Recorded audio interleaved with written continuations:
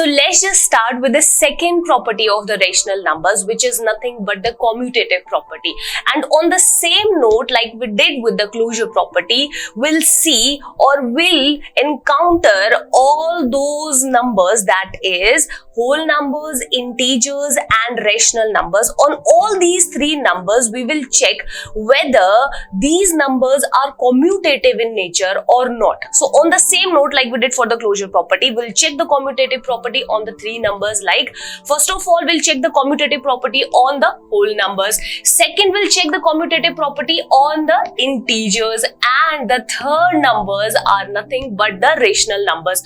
So for all these three numbers, we'll check whether these numbers are commutative in nature or not. But first of all, we'll have an interesting fact. The fact is all about the word commutative. Yes, the word commutative. Actually, the word commutative comes from a French word, which includes two words, that is, first of all, commuter plus ative. It means that commutative is a combination of these two words. First of all, the meaning of commuter is to substitute or switch. And the meaning of ative is tending to. So when we'll combine both of these words together, so the meaning of the word commutative is tending to substitute or switch. So it means that the word commutative actually comes from a French word, that is commuter plus ative, and when we'll combine both of these words together, the meaning of the word commutative is nothing but tending to substitute or switch. So this is an interesting fact about the word commutative. Now let's just start with the commutative property on the whole numbers first.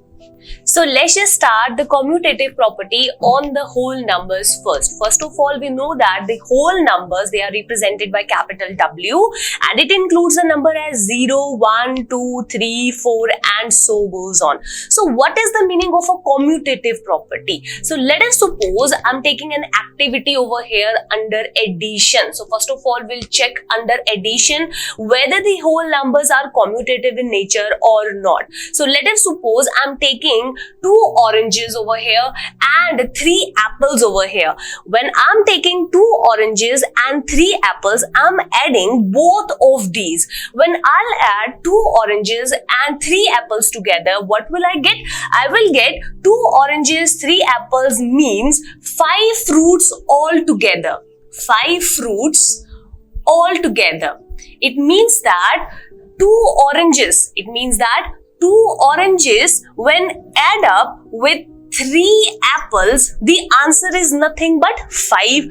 So 2 plus 3 is nothing but 5. So let us suppose I am switching both of these places. Means first of all, I'm talking about the 3 apples. Then I'll talk about 3 oranges. Means I'm switching their places.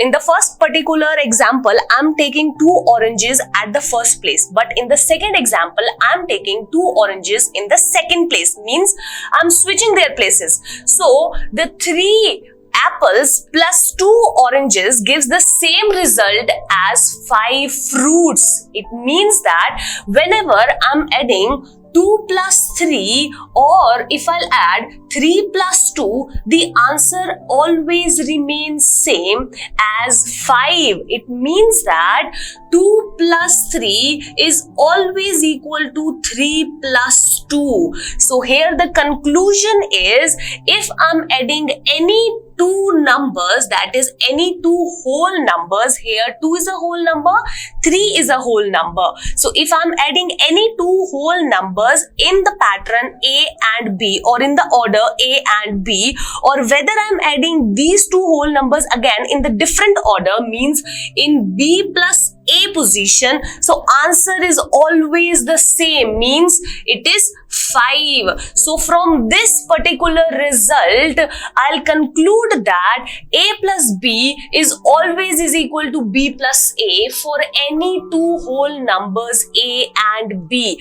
Thus, addition is commutative. Commutative means that whenever you are taking any two whole numbers as A and B and you are adding them as A plus B, and after that you are switching their places as B and A, the answer will always remains the same, means A plus B is always is equal to B plus A. This is all about the commutative property. So for the whole numbers, if I'm talking about for the whole numbers A and B, A is 2, B is 3. When I'm adding 2 plus 3, or if I'll add 3 plus 2, the answer will always remains the same as 5. So hence the commutative property follows. So always remember this thing, that the commutative property is all about adding two numbers first of all in the pattern A plus B, and then after switching it or after switching their places as B plus A, the answer will always remains the same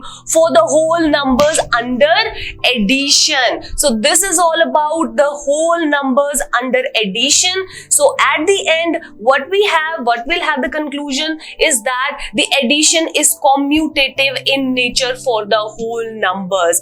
Whenever I'll take two whole numbers and I will add both of them as A plus B or either as B plus A, the order doesn't matter, the answer will always remains the same. So hence addition is commutative for the whole numbers. So let's just move on towards the commutative property on the whole numbers under subtraction.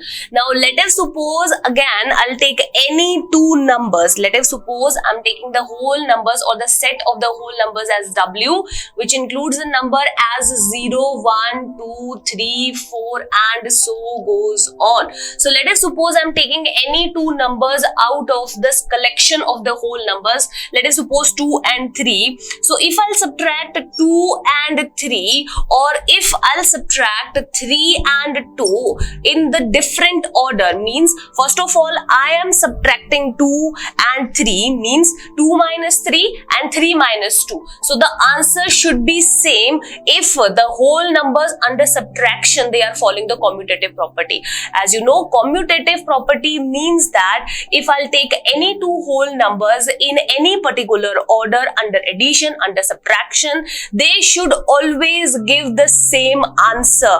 But here 2 minus 3 is nothing but minus of 1, but 3 minus 2 is nothing but 1. So is the answer same? No, the answer is not same, means 2 minus 3 is not is equal to 3 minus 2. So it means that if I'll take any two whole numbers and I'll subtract these two whole numbers irrespective of their orders, the answer will not be same, means 2 minus 3 is not equal to 3 minus 2. Let us suppose I'll take another example and I'm having two numbers as 5 and 4. So if I'll subtract 4 from 5 or if I'll subtract 5 from 4, then the answer again will not be the same. Why so? Because we know that 5 minus 4 is nothing but 1, but 4 minus 5 is nothing but minus of 1. So the answer is not same. So hence we'll conclude that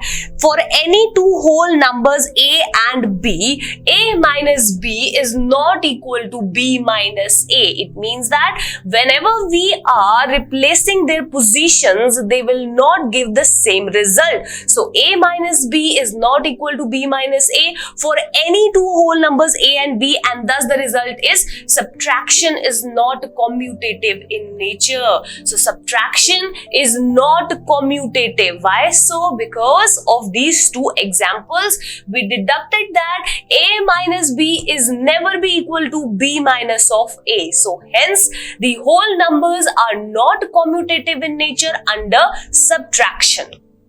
So let's just start the commutative property under multiplication. So again, the whole numbers, they are nothing but represented as capital W, and the set includes a number as 0, 1, 2, 3, 4 and so goes on. So let us suppose I'll take any two numbers out of these.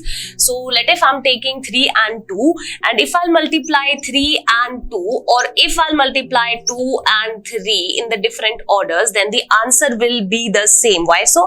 Because 3 into 2 is nothing but 6, and 2 into 3 is always 6 again. So hence we'll conclude that 2 into 3 is nothing but is equal to 3 into 2. So in the same way, or on the same note, if I'll take any other two numbers out of the collection of these whole numbers, let us suppose I'm taking any two numbers, let if 1 and 2. So if I'll multiply 1 and 2, or if I'll multiply 2 and 3, 2 or 1, sorry, in the different order, so the answer will be the same. Why? So 1 into 2 is 2 and 2 into 1 is 2. It means that 1 into 2 and 2 into 1 in the different orders, when I'll multiply both of them, the answer will be same. That is nothing but 6, and the answer over here is nothing but 2. So at the end, what will be the conclusion? That A into B is always is equal to B into A for any two whole numbers.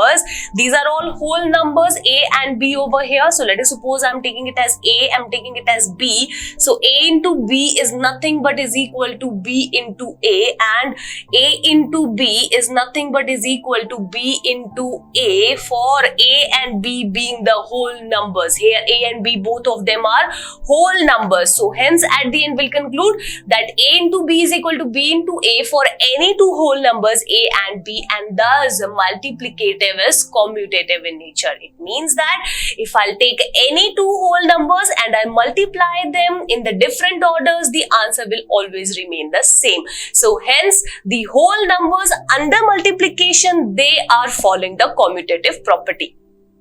So let's just start the commutative property on the whole numbers under division. So let us suppose I'm taking any other two numbers out of the set of the whole numbers. That is, let us suppose I'll take the whole numbers collection, that is 0, 1, 2, 3, 4 and so goes on, and I'm taking any two particular whole numbers from this collection. Let us suppose I'll take 2 and 3. So when I'll divide 3 and 2 in this particular order, or if I'll divide 3 and 2 like this, the answer will be different. Why so? 2 divided by 3 is nothing but 2 by 3, and this answer and 3 divided by 2 means 3 by 2 is not same. Why so? We know that 2 by 3 can never be is equal to 3 by 2. It can never be equal to 3 by 2. So hence it means that whenever I'm dividing the two whole numbers in the different pattern, means whenever I'm taking A divided by 2 and I'll take B divided by A, the answer will not be equal. The answer will not be equal, as you can see from this particular example. On the same way, let us suppose I'm taking another two whole numbers, let if 2 and 1. So if I'll divide 2 and 1 in this particular order, or if I'll divide 1 and 2 in this particular order, 2 divided by 1 means 2 by 1, and 1 divided by 2 means 1 by 2. So again, the answer is not same.